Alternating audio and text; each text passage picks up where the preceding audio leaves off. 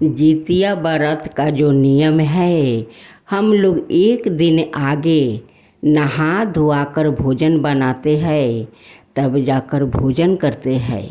आज शाम को जो भोजन बनाते हैं सब घर द्वार लीप पोत करे अच्छे बर्तन में तो मरवाला के लिए एक थाला में निकाल देते हैं। जब सुबह के पहरे झिंगुनी के पाता में मरवाला लोग को भोजन दिया जाता है, चिल्लू सियारिन को भोजन दिया जाता है। उन्हें पानी देकर कहते हैं हाथ जोड़ कर कि हे पूर्वजों, हे मरवाला, आप मेरा परिवार को रक्षा कीजिए, आप मेरा परिवार पर अपना आशीर्वाद बनाए रखिए। जिसका बूढ़ पुरनिया जो खाता हो वही सुबह में चढ़ाया जाता है।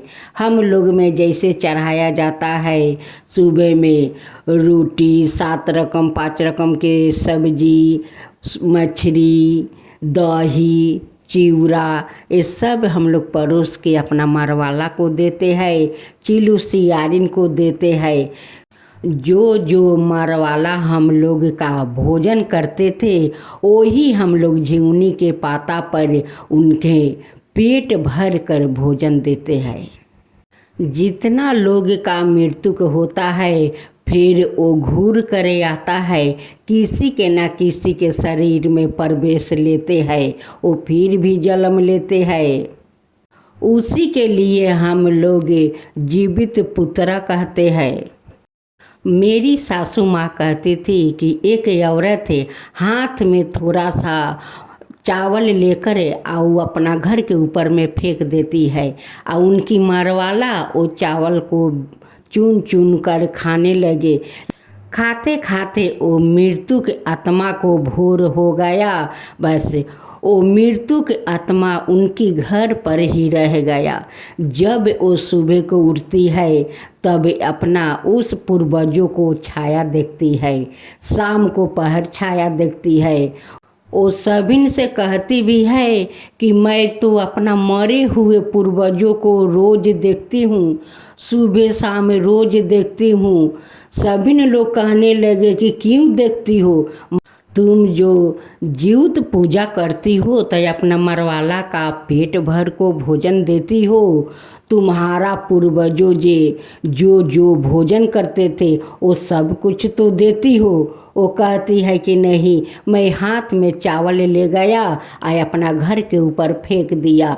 उस दिन से मैं रोज वो मरे हुए ससुर को मैं देखती हूँ, मैं क्या करूँ। सभी लोग कहने लगे कि तुम पेट भर के अपना मरवाला को भोजन नहीं देती, तुम जाकर घर के ऊपर छींट देती हो तो मरवाला लोग का भोजन कहाँ से मिलेगा। तुम्हारा मरवाला को पेट नहीं भरा, उसलिए तुम्हारा घर पर वो रूह रह गया है। उनकी अड़ोस पड़ोस के सभी औरतें उन्हें बुद्धि देती है कि तुम अपना मरवाला से क्षमा मांग लो, तुम ऐसी काम की है कि मरवाला लोग के तुम जाकर अपना घर के ऊपर फेंक देती हो।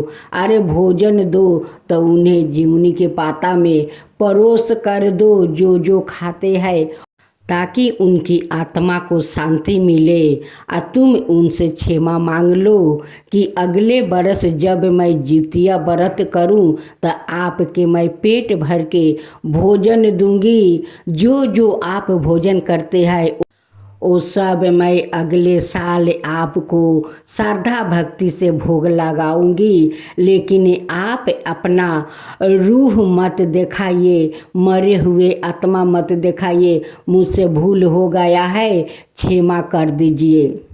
फिर अगले साल जीवित भगवान का व्रत आया, वो बड़े श्रद्धा भक्ति से पर पकवान बनाई और अपना मरे हुए पूर्वजों को वो झिंगुनी के पाता पर परोस करे उन्हें दिया, उन्हें पानी पिलाया, हाथ जोड़ कर क्षमा मांगी।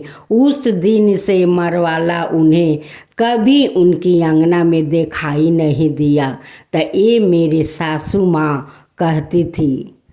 कि मरवाला लोग का कभी फेंक कर नहीं देना चाहिए। उन्हें झिंगुनी में परोस कर अच्छे से भोजन खिलाइए ताकि पूर्वजों लोग अपना परिवार को आशीर्वाद दे, रक्षा करे। मरवाला की जय हो, जीवित वाहन की जय हो।